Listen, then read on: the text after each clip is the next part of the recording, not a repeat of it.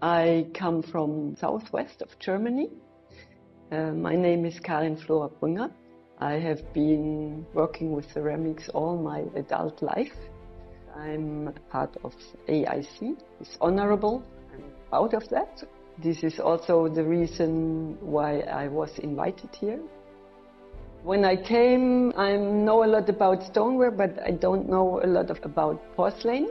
I wanted to learn a lot about your porcelain.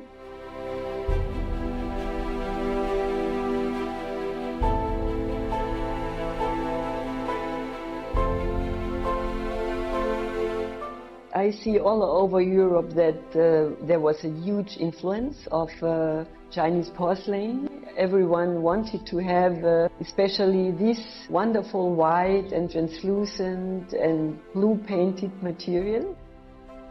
I was first time in China in 1995. Jingdeh in 2013. That changed a lot. Huge change all over China, I think.